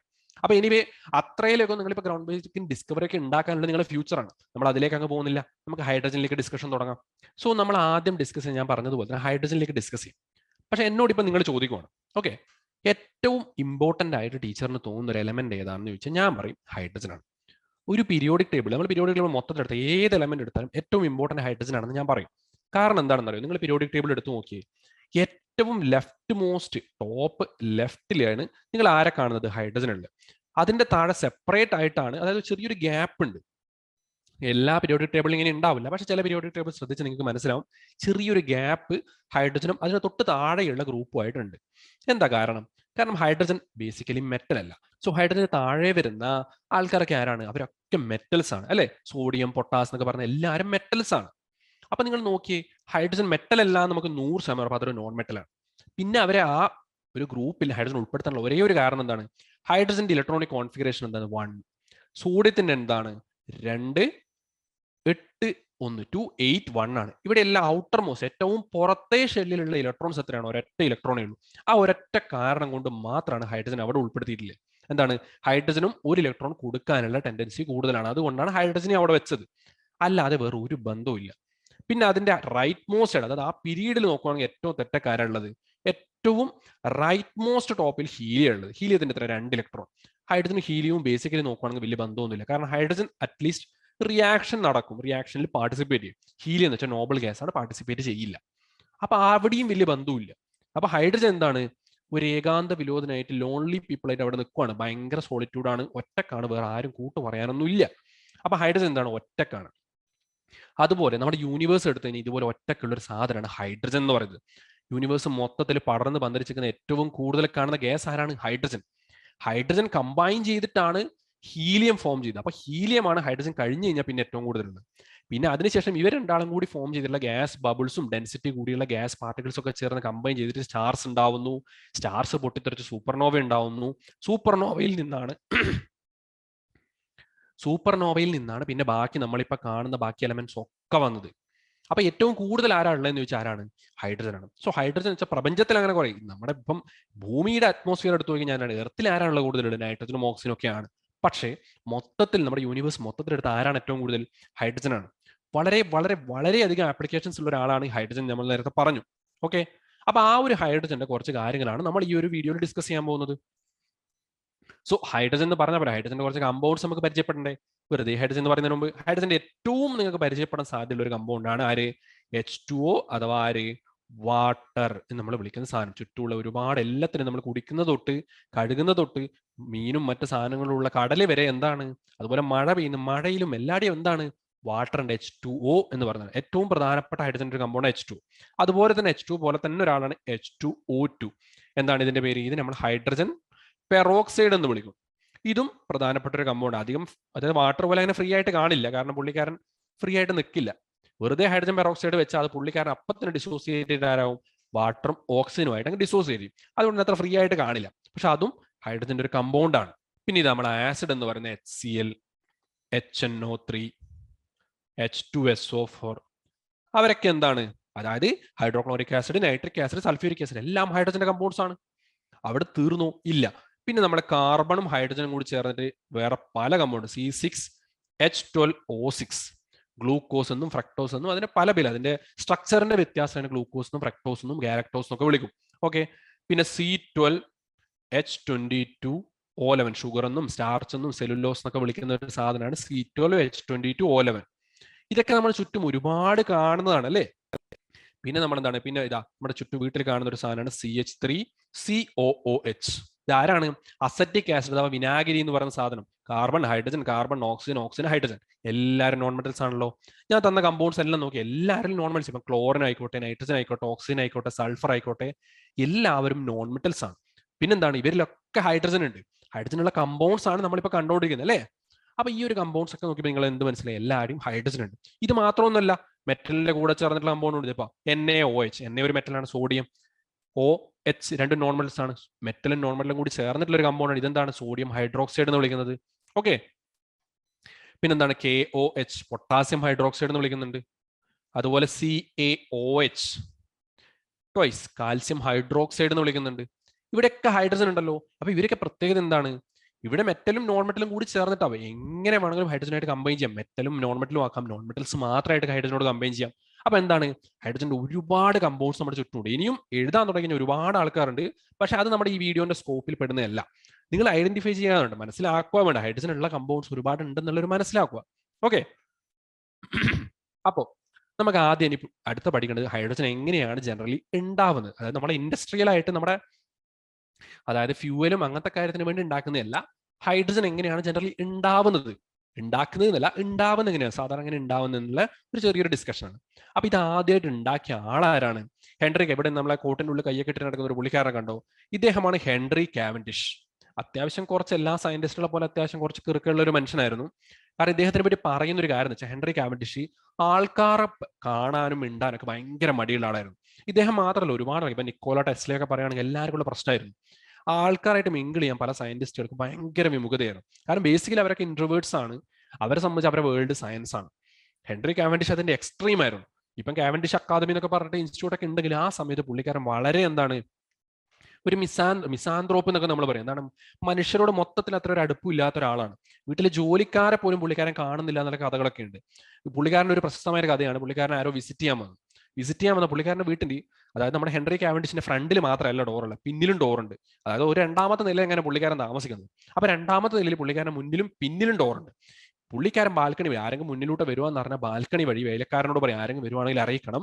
അപ്പൊ തന്നെ പുള്ളിക്കാരൻ എന്ത് ചെയ്യും? പിന്നിലത്തെ ഡോറ് വഴി ഇറങ്ങി ഒരൊറ്റ പോക്ക്, ആ ഒരൊറ്റ വഴിക്ക് അങ്ങ് പോകും. പിന്നെ വീട്ടിൽ വന്ന വിസിറ്റർ പോയി ഉറപ്പുവരുത്തിയതിനു ശേഷം മാത്രം തിരിച്ചു വരുന്ന ഒരു പ്രത്യേക ടൈപ്പ് സ്വഭാവമായിരുന്നു ഹെൻറി കാവൻഡിഷ്. അപ്പൊ ഇദ്ദേഹമാണ് ആദ്യമായിട്ട് ഹൈഡ്രജൻ പ്രിപ്പറേഷൻ നടത്തിയത്. ഹൈഡ്രജനെ കണ്ടെത്തിയതെന്ന് പറഞ്ഞാൽ ആ ഒരു ക്രെഡിറ്റ് പോകുന്ന ഒരാൾക്കാർക്കാണ് ഹെൻറി കാവൻഡിഷിനാണ്. അപ്പോൾ ഹൈഡ്രജൻ നമുക്ക് സാധാരണ ലാബിലൊക്കെ ഒന്ന് കാണാൻ വേണ്ടി, ഹൈഡ്രജൻ എങ്ങനെ ഉണ്ടാവുന്നതെന്ന് അറിയാൻ വേണ്ടി വളരെ സിമ്പിൾ ആയിട്ടുള്ള എക്സ്പെരിമെന്റ് ഒരുപാട് പ്രാവശ്യം ഡിസ്കസ് ചെയ്ത് ഇനിയും ഡിസ്കസ് ചെയ്യാൻ പോകുന്ന വളരെ സിമ്പിൾ ആയിട്ടുള്ള ഒരു എക്സാമ്പിൾ ആണ്. എന്താണ്? സിങ്കും ഹൈഡ്രജൻ ഡയല്യൂട്ട് ഹൈഡ്രോക്ലോറിക് ആസിഡ് കോൺസെൻട്രേറ്റോട് എടുക്കാം. പക്ഷേ റിയാക്ഷന്റെ ഇന്റൻസിറ്റി കൂടുന്നതുകൊണ്ടാണ് നമ്മൾ ഡയല്യൂട്ട് HCl എടുത്തത്. അപ്പോൾ ഡയല്യൂട്ട് HClഉം സിങ്ക് ഗ്രാന്യൂൾസും വെച്ചിട്ട് ഒരു മാച്ച് സ്റ്റിക്ക് വെച്ചിട്ട് നമുക്ക് ഹൈഡ്രജന്റെ പ്രസൻസ് എങ്ങനെയാണ് കണ്ടുപിടിക്കാൻ പറ്റും നോക്കാം. എന്തൊക്കെയാണ് വേണ്ടത് materials? Dilute HCl, test tube, zinc granules, match stick. വളരെ കുറച്ച് സാധനങ്ങളെ വേണ്ടു. അപ്പൊ എന്താ എക്സ്പെരിമെന്റ്? നമ്മൾ ഇത് കണ്ടോ, ഒരു സ്റ്റാൻഡ് വെച്ചിട്ട് അതിന് ടെസ്റ്റ് ട്യൂബ് ഒരു ക്ലാമ്പ് വെച്ച് പിടിച്ചിട്ട് ടെസ്റ്റ് ട്യൂബ് എടുത്തിട്ടുണ്ട്. ടെസ്റ്റ് ട്യൂബിൽ എന്താണ്? സിങ്ക് ഗ്രാന്യൂൾസും അതുപോലെ ഡയല്യൂട്ട് HCl എടുത്തിട്ടുണ്ട്. കാരണം നമുക്ക് കോൺസെൻട്രേറ്റ് HCl എടുത്ത റിയാക്ഷന്റെ ഇന്റൻസിറ്റി കൂടും ഞാൻ പറഞ്ഞു. അത് കുറച്ചുകൂടി പ്രോബ്ലമാറ്റിക് ആയിരിക്കും നമ്മളെ ഹാൻഡിൽ ചെയ്യാൻ. അപ്പൊ നമ്മൾ അപകടവും മറ്റു റിസ്ക് എലമെന്റ്സ് ഒക്കെ കുറക്കാൻ വേണ്ടിയാണ്. കാരണം റിയാക്ഷൻ രണ്ടിലും സെയിം തന്നെയാണ്. അപ്പൊ പിന്നെ നമ്മൾ എന്തിനാ വെറുതെ കഷ്ടപ്പെട്ട് കോൺസെൻട്രേറ്റ് ഒക്കെ എടുക്കുന്നത്? ഡയലൂട്ട് ഇട്ടാലും പോരെ. അപ്പൊ ഡയലൂട്ട് HCl നമ്മൾ എടുക്കും. അപ്പൊ ഡയലൂട്ട് HCl നമ്മൾ എന്താണ്? സിങ്ക് ഗ്രാന്യൂൾസ്, സിങ്കിന്റെ കുഞ്ഞു കുഞ്ഞു കഷ്ണങ്ങളാണ് സിങ്ക് ഗ്രാന്യൂൾസ് എന്ന് പറയും. അപ്പൊ സിങ്ക് ഗ്രാന്യൂൾസ് എടുത്തിട്ടുണ്ട് നമ്മുടെ ഡയലൂട്ട് HCl. എന്നിട്ട് ഇങ്ങനെ ക്ലാമ്പൊക്കെ പിടിപ്പിച്ച് ടെസ്റ്റ് ട്യൂബ് ഇങ്ങനെ വെച്ചതിന് ശേഷം സിങ്ക് ഗ്രാന്യൂൾസ് ഇട്ട് കഴിഞ്ഞാൽ നമുക്ക് എന്ത് കാണാൻ പറ്റും? കുഞ്ഞു കുഞ്ഞു ബബിൾസ് ഇങ്ങനെ പൊങ്ങി വരുന്ന കാണാൻ പറ്റും. അപ്പൊ ഈ ബബിൾസ് എന്താണ്? ഗ്യാസസ് ആണ് ബബിൾസ് ആയിട്ട് പോകുന്നത്. സിമ്പിൾ ആയിട്ടുള്ള കാര്യം നിങ്ങൾക്ക് അറിയാലോ. നിങ്ങളിപ്പോൾ വെള്ളത്തിലൊക്കെ നോക്കി കഴിഞ്ഞാൽ നമ്മൾ ചുമ്മാ വെള്ളത്തിലൊക്കെ ഈ കപ്പൊക്കെ ഇങ്ങനെ കമഴ്ത്തി വെച്ചിട്ട് ചുമ്മാ ഇങ്ങനെ ആയി കഴിഞ്ഞാൽ എന്താണ്? ബബിൾസ് ഇങ്ങനെ പോകുന്നതാണ്. നമ്മൾ കൈ വരെ ചുമ്മാ ഇങ്ങനെ കൊണ്ടുപോയി കഴിഞ്ഞാൽ വെള്ളത്തിനടിയിൽ കൊണ്ടുപോയിട്ട് വെറുതെ ഇങ്ങനെ അങ്ങോട്ട് മുകളിലോട്ടൊക്കെ ഒന്ന് മറിക്കുമ്പോൾ എന്ത് കാണാം? ബബിൾസ് പൊങ്ങി വരുന്ന കാണാം. അപ്പൊ എന്താണ്? ഗ്യാസസ് പോകുന്നതാണ്. അപ്പൊ ഗ്യാസ് ആണ് റിലീസ് ചെയ്യുന്നത്. അപ്പൊ ഏത് ഗ്യാസ് ആണെന്ന് എങ്ങനെ അറിയും? അതിനു വേണ്ടി ഒരു കത്തിച്ച് വെച്ചാ ഒരു തീപ്പെട്ടിക്കൊള്ളി എന്ത് ചെയ്യും? എടുത്ത് ചെയ്തിട്ട് നമ്മുടെ ടെസ്റ്റ് ട്യൂബിന്റെ ഓപ്പണിങ്ങിന്റെ അവിടെ കൊണ്ടുപോയിട്ട് വെക്കുക. അപ്പൊ എന്ത് സംഭവിക്കുന്നറിയോ? പോപ്പ് ഒരു സൗണ്ട് കേൾക്കും. അത് പെട്ടെന്ന് ഇങ്ങനെ കത്തും. ഭും എന്നൊരു ഒറ്റ കത്തലായിരിക്കും തീപ്പെട്ടി. അത് നേരെ, അതായത് ഇപ്പൊ കത്തുന്നില്ല, അതിനും കുറച്ചുകൂടി ഭും എന്നൊരു ഇങ്ങനെ പൊട്ടിത്തെറിക്കുന്നുണ്ടല്ലേ? പൊട്ടിത്തെറിക്കുന്ന ടൈപ്പിൽ ഒരു കത്തൽ കത്തും. അപ്പൊ ആ കത്തൽ കാണിക്കുന്നത് എന്താണ്? അത് ഹൈഡ്രജൻ റിലീസ് ചെയ്യുന്ന കാണിക്കുന്നുണ്ട്. അപ്പൊ എന്താ reaction? Zinc plus 2 HCl gives zinc chloride ZnCl2 plus hydrogen gas. അപ്പൊ ഈ ഹൈഡ്രജൻ ഗ്യാസ് ഉള്ളത് കൊണ്ടാണ് ഒരു പോപ്പ് സൗണ്ടിൽ നമ്മുടെ മാച്ച് സ്റ്റിക്ക് കത്തിയത്. അപ്പൊ റിയാക്ഷൻ കണ്ടല്ലോ, വളരെ സിമ്പിൾ ആണ്. സിങ്കും HCl കൂടി ചേർന്നിട്ട് സിങ്ക് ക്ലോറൈഡും ഹൈഡ്രജനും ഉണ്ടാകും. അപ്പൊ ഇത്തരത്തിലുള്ള റിയാക്ഷൻ ഇല്ലേ? എന്താ റിയാക്ഷൻ? അതായത് നമ്മൾ ഒരു രണ്ട് ആൾക്കാർ തമ്മിൽ ഡിസ്കസ് ചെയ്തു. അപ്പോൾ രണ്ടാൾക്കാർ തമ്മിൽ ഡിസ്കസ് അല്ല, റിയാക്ഷൻ നടന്നു. അപ്പൊ റിയാക്ഷൻ നടന്നപ്പം ഒന്നാമത്തെ ആൾ രണ്ടാമത്തെ കമ്പൗണ്ടിൽ ഒരാളെ റീപ്ലേസ് ചെയ്യുകയാണെങ്കിൽ നമുക്ക് അതിന് എന്ത് പറയും? ഡിസ്പ്ലേസ്മെന്റ് റിയാക്ഷൻസ് പറയും. അപ്പൊ എന്താ displacement reaction? Reactions where element in a compound is displaced by another element. എന്താണ്? ഒരു എലമെന്റ് വേറൊരു എലമെന്റിനെ ഡിസ്പ്ലേസ് ചെയ്യുന്നത്, അതിനെ റീപ്ലേസ് ചെയ്യുക, അതിനെ അങ്ങ് ഒഴിവാക്കും, പുറത്തേക്ക് കളഞ്ഞിട്ട് അതിന് പകരം ഇവൻ താനിരിക്കുന്ന കസേരയിൽ വേറെ ആരെങ്കിലും വന്നിരിക്കും എന്നൊക്കെ പറഞ്ഞിട്ട് ഇങ്ങനെ, അല്ലേ, നിങ്ങൾ തന്നെ ഇരുന്നില്ല വേറെ ആരെങ്കിലും വന്നിരിക്കുക എന്നൊക്കെ പറഞ്ഞിട്ടുള്ള ചൊല്ലൊക്കെ നിങ്ങൾ കേട്ടിട്ടുണ്ടാവും. അതുപോലെ തന്നെ ഈ കമ്പൗണ്ട് വേറെ ആളായിട്ട് റിയാക്ട് ചെയ്യുമ്പോൾ ആ കമ്പൗണ്ടിൽ ഒരാളെ അങ്ങ് പുറത്താക്കിയിട്ട് വരുന്ന ആൾ നീ കടക്ക് പുറത്ത് നിന്നിട്ട് അങ്ങനെ അവിടെ പോയിരിക്കും. ഓക്കെ, അപ്പൊ അതിനാണ് നമ്മൾ ഡിസ്പ്ലേസ്മെന്റ് റിയാക്ഷൻ അല്ലെങ്കിൽ സബ്സ്റ്റിറ്റ്യൂഷൻ റിയാക്ഷൻ എന്ന് പറയും. നമ്മുടെ കെമിസ്ട്രിയിൽ പഠിക്കാനുള്ള വളരെ ഇമ്പോർട്ടന്റ് ആയിട്ടുള്ള റിയാക്ഷനാണ് സബ്സ്റ്റിറ്റ്യൂഷൻ റിയാക്ഷൻ. നിങ്ങൾ അടുത്ത വർഷം, അതായത് 10ാം ക്ലാസ്സിൽ നിങ്ങൾ ഈ റിയാക്ഷൻസിന്റെ കാര്യങ്ങളൊക്കെ പഠിക്കുമ്പോൾ സബ്സ്റ്റിറ്റ്യൂഷൻ റിയാക്ഷൻ എന്ന് പറഞ്ഞിട്ട് ചെറുതായിട്ടൊരു കാര്യം പഠിക്കാനുണ്ട്. ആ സമയത്ത് വിശദമായിട്ട് അങ്ങ് പോകും. ഞാൻ അങ്ങോട്ടേക്ക് പോകുന്നില്ല. നമ്മൾ ചെറുതായിട്ട് ഇവിടെ ഹൈഡ്രജന്റെ കേസിൽ മാത്രമുള്ള റിയാക്ഷൻസ്, ഡിസ്പ്ലേസ്മെന്റ് റിയാക്ഷൻസ് നോക്കാം. നേരത്തെ പറഞ്ഞ സിങ്കും എന്താണ്, നമ്മുടെ ഹൈഡ്രോക്ലോറിക് ആസിഡ് കൊണ്ട് റിയാക്ട് ചെയ്തപ്പം എന്തായി? ക്ലോറിനെ റീപ്ലേസ് ചെയ്തു, അല്ലേ? കഴിഞ്ഞ സ്ലൈഡിൽ നിങ്ങൾ നോക്കിയേ, എന്താ ചെയ്തത്? ഇവിടെ കണ്ടോ, ഇവിടെ ആരെയാ റീപ്ലേസ് ചെയ്യുന്നത്? സിങ്ക് വന്നിട്ട് ഹൈഡ്രജൻ, CL അല്ല, മാറിപ്പോയി പറഞ്ഞത്, CL അല്ല, ഹൈഡ്രജനെ റീപ്ലേസ് ചെയ്തിട്ട് അവിടെ എന്ത് ചെയ്യും? അവിടെ സിങ്ക് വരും. ഹൈഡ്രജൻ എങ്ങോട്ട് പോകും? ഹൈഡ്രജൻ ഫ്രീ ആയിട്ട് അങ്ങ് പുറത്തു. അപ്പൊ സിങ്ക് റീപ്ലേസ് ചെയ്തിട്ട് അവിടെ വരും. അപ്പൊ ഇതിനെയാണ് നമ്മൾ എന്ത് ചെയ്യുന്നത്? ഡിസ്പ്ലേസ്മെന്റ് റിയാക്ഷൻ അല്ലെങ്കിൽ സബ്സ്റ്റിറ്റ്യൂഷൻ റിയാക്ഷൻ. അപ്പൊ നമുക്ക് ഈ ഓരോ റിയാക്ഷനും ഇങ്ങനെ നടക്കുന്നത് നോക്കിയാലോ. Zinc plus 2 HCl. അപ്പൊ ഞാൻ സിമ്പിൾ ആയിട്ട് പറഞ്ഞു, ഈ റിയാക്ഷനിലൊക്കെ നമ്മൾ ഹൈഡ്രജൻ റീപ്ലേസ്, മാഗ്നീഷ്യം അവിടെ പോകും, ഹൈഡ്രജനെ റീപ്ലേസ് ചെയ്തിട്ട് അവിടെ നിൽക്കും. അപ്പൊ എന്താ വരിക? MgCl2 plus H2. എന്തുകൊണ്ടാണ് MgCl2 വന്നത് എന്ന് ചോദിച്ചു കഴിഞ്ഞാൽ, മാഗ്നീഷ്യത്തിന് എത്രയാണ്? ചാർജ് 2 ആണ്. അതായത് +2 ചാർജ് ആണ്. അതായത് അത് 2 ഇലക്ട്രോണിനെ കൊടുക്കും. അപ്പൊ എന്താണ്? 2 ഇലക്ട്രോണെ കൊടുക്കും, 1 ഇലക്ട്രോണിനെ അല്ല. ഹൈഡ്രജൻ ഒറ്റ ഇലക്ട്രോണെ കൊടുക്കാനുള്ളൂ, മാഗ്നീഷ്യം 2 ഇലക്ട്രോണിനെ കൊടുക്കും. അപ്പൊ 2 ഇലക്ട്രോൺ വാങ്ങണമെങ്കിൽ എത്ര ആൾക്കാരുണ്ട്? 2 ക്ലോറിന് വേണം. അതുകൊണ്ടാണ് MgCl2 എന്ന് പറഞ്ഞത്. ഓക്കെ, അപ്പൊ സിങ്കും അടുത്ത എന്താണ്? SO4, അതായത് സൾഫേറ്റും കൂടി ജോയിൻ ചെയ്യണം. എന്ത് കിട്ടും? Zinc sulphate, ZnSO4 plus H2 എന്ന് കിട്ടും. H2. ഓക്കെ, അപ്പൊ ഇവിടെ എന്താണ്? സിങ്ക് 2 ഇലക്ട്രോൺ കൊടുക്കണം. SO4 എത്ര വേണം? SO4 സൾഫേറ്റിന് എത്ര വേണം? 2 ഇലക്ട്രോൺ വേണം. അതുകൊണ്ട് സിങ്ക് SO4 എന്ന് പറഞ്ഞു. അടുത്ത മാഗ്നീഷ്യവും HNO3, നൈട്രിക് ആസിഡ് റിയാക്ട് ചെയ്യുന്നുണ്ടാവും. MgNO3 twice plus H2. ഇവിടെ നമ്മൾ മാഗ്നീഷ്യം 2 ഇലക്ട്രോൺ കൊടുക്കുന്നുണ്ട്. NO3 അഥവാ നൈട്രേറ്റ് എന്ന് പറയുന്ന ആൾക്കാർക്ക് 1 ഇലക്ട്രോൺ മതി. ആ ഒരു വലിയ ഗ്രൂപ്പാണ്, ഒറ്റക്കല്ല. ആ ഗ്രൂപ്പ് മൊത്തത്തിൽ അതിന് 1 ഇലക്ട്രോൺ മതി. പക്ഷെ മാഗ്നീഷ്യം 2 ഇലക്ട്രോൺ കൊടുത്തപ്പോൾ നമുക്ക് എത്ര നൈട്രേറ്റ് വേണം? 2 നൈട്രേറ്റ് വേണം. അതുകൊണ്ടാണ് MgNO3 ട്വൈസ് എന്ന് വന്നത്. അടുത്ത് കോപ്പർ സൾഫേറ്റിന്റെ കൂടെ സിങ്ക് റിയാക്ട് ചെയ്യുന്നുണ്ടാവും. സിങ്ക് സൾഫേറ്റ് പ്ലസ് കോപ്പർ ഉണ്ടാവും. ഇവിടെ എന്താണ്? നമ്മൾ നേരത്തെ പറഞ്ഞ പോലെ ഹൈഡ്രജനെ മാത്രം ഡിസ്പ്ലേസ് ചെയ്യല്ല, ഒരു എക്സ്ട്രാ എക്സാമ്പിൾ ഞാൻ നിങ്ങൾ എന്താണ്? സിങ്ക് കോപ്പറിനെയാണ് ഡിസ്പ്ലേസ് ചെയ്യുന്നത്. ഓക്കെ, അപ്പം ഇതും ഡിസ്പ്ലേസ്മെന്റ് റിയാക്ഷൻ, ഹൈഡ്രജനെ തന്നെ ഡിസ്പ്ലേസ് ചെയ്യണമെന്നല്ല, ആ ഒരു തന്ത്രിയെ കമ്പൗണ്ടിൽ ഏതിനെ വേണമെങ്കിലും ഡിസ്പ്ലേസ് ചെയ്തിട്ട് അവിടെ വേറൊരാൾ വരുന്നത് നമുക്ക് എന്തോ ഒരു സബ്സ്റ്റിറ്റ്യൂഷൻ റിയാക്ഷൻ അല്ലെങ്കിൽ ഡിസ്പ്ലേസ്മെന്റ് റിയാക്ഷൻ എന്ന് പറയും. അപ്പോൾ ഹൈഡ്രജന്റെ കുറച്ച് റിയാക്ഷൻസ് നമ്മൾ പഠിക്കാം. അപ്പോൾ ഈ ഒരു ചാപ്റ്ററിൽ നിങ്ങൾ പഠിക്കേണ്ട, അതായത് നിങ്ങൾ മനസ്സിൽ വെക്കേണ്ട കാര്യങ്ങൾ ഈ കുറച്ച് റിയാക്ഷൻസ്. നമ്മളിപ്പോൾ ഡിസ്പ്ലേസ്മെന്റ് റിയാക്ഷൻ പഠിച്ചല്ലോ, അതുപോലെ അടുത്ത റിയാക്ഷൻ ആണ് കോമ്പിനേഷൻ റിയാക്ഷൻ. കോമ്പിനേഷൻ റിയാക്ഷൻ എന്താണ്? Reaction in which 2 or more simple substance combine to form a compound. എന്താണ്? രണ്ടോ അതിലധികമോ സിമ്പിൾ ആയിട്ടുള്ള ആൾക്കാർ കമ്പൈൻ ചെയ്തിട്ട് ഒരു കമ്പൗണ്ട് ഉണ്ടാവും. അതിനാണ് നമ്മൾ എന്താ പറയുക, കോമ്പിനേഷൻ റിയാക്ഷൻസ്. ഉദാഹരണം, ഹൈഡ്രജനും ഓക്സിജനും കൂടി കമ്പൈൻ ചെയ്തിട്ട് വാട്ടർ ഹീറ്റ് റിലീസ് ചെയ്യുന്നു. ഹൈഡ്രജനും ക്ലോറിനും കൂടി കമ്പൈൻ ചെയ്തിട്ട് ഹൈഡ്രോക്ലോറിക് ആസിഡ് ഉണ്ടാവും. ഇതൊക്കെ എന്താണ്? കോമ്പിനേഷൻ റിയാക്ഷൻസിന് എക്സാമ്പിൾ ആണ്. പിന്നെ ഹൈഡ്രജൻ എവിടെയൊക്കെ നമ്മൾ ഉപയോഗിക്കുന്നത്? ഒരുപാട് സ്ഥലത്ത് നമ്മൾ ഹൈഡ്രജനെ കാണുന്നുണ്ടെന്നുണ്ട്. അപ്പൊ ഈ ഹൈഡ്രജൻ ഉണ്ടാക്കിയാൽ പോരാ, ഇതിന് എവിടെയൊക്കെ ഉപയോഗിക്കാം? അമോണിയയുടെ പ്രൊഡക്ഷൻ, അതായത് അമോണിയ എന്ന് പറയുമ്പോൾ ആരാണ്? NH3 പ്രൊഡ്യൂസ് ചെയ്യാൻ വേണ്ടി നമ്മൾ ഉപയോഗിക്കും. എങ്ങനെ NH3 ഉണ്ടാക്കുന്നത്? N2 + 3H2 gives 2NH3. Ammonia ഉണ്ടാക്കുന്ന പ്രോസസ്, നമ്മൾ ഹേബർ പ്രോസസ് എന്ന് പറയുന്ന പേര് കേട്ടോ. അമോണിയ ഉണ്ടാക്കുന്ന പ്രോസസ്സിന്റെ പേരാണ് ഹേബർ പ്രോസസ്. അപ്പൊ ഹേബർ പ്രോസസ്സിൽ ഉപയോഗിക്കുന്നുണ്ട് ആര്? ഹൈഡ്രജൻ ആവശ്യമാണ്. പിന്നെ മെഥനോൾ, മെഥനോൾ എന്താ പറയാ? CH3OH. എന്താണ്? CO + H2 കമ്പൈൻ ചെയ്തിട്ടാണ് CH3OH ഉണ്ടാവുന്നത്. ഓക്കെ, അപ്പൊ ഇതൊന്ന് ബാലൻസ് ചെയ്ത് നോക്കാമല്ലോ നമുക്ക്. Okay, 2H, CO + 2H2 gives CH3OH ഉണ്ടാവും. ഓക്കെ, അപ്പം അതിനും വേണ്ടി നമ്മൾ ഉപയോഗിക്കുന്നുണ്ട്, ഹൈഡ്രജൻ ഉപയോഗിക്കുന്നുണ്ട്. പിന്നെ ഫോർ സാച്ചുറേറ്റ് അൺസാച്ചുറേറ്റഡ് ഓയിൽസ്. അപ്പൊ അൺസാച്ചുറേറ്റഡ് എന്ന് പറഞ്ഞാൽ എന്താണ്? അൺസാച്ചുറേറ്റഡ് സിമ്പിൾ, നിങ്ങളുടെ മക്കളെ ഇത്ര മാത്രം ഓർമ്മിച്ചാൽ, അൺസാച്ചുറേറ്റഡ് എന്ന് വെച്ചാൽ ഡബിൾ ബോൺസ് ഉണ്ടാവും. അപ്പൊ ഡബിൾ ബോൺസിനെ മാറ്റി സിംഗിൾ ബോണ്ട് ആക്കാൻ വേണ്ടി നമ്മൾ എന്ത് ഉപയോഗിക്കും? അതായത് ഉദാഹരണത്തിന് CH2 ഇത് ഡബിൾ ബോണ്ട് ആണല്ലോ. ഇതിലേക്ക് നമ്മൾ ഹൈഡ്രജൻ ആഡ് ചെയ്ത് കഴിഞ്ഞാൽ, വേറെ കുറെ കണ്ടീഷൻസ് ഉണ്ട്, പക്ഷെ അതൊന്നും ഞാൻ എഴുതുന്നില്ല. ഹൈഡ്രജൻ ആഡ് ചെയ്ത് എന്ത് സംഭവിക്കുന്നു അറിയോ? അത് CH3 എന്നാവും. കാരണം ഓരോ ഹൈഡ്രജൻ ഉണ്ടല്ലോ, ഒരു ഹൈഡ്രജൻ ഇവിടെ പോവും, ഒരു ഹൈഡ്രജൻ ഇവിടെ പോവും. അങ്ങനെ എന്ത് ചെയ്യും? CH3 ഉണ്ടാവും.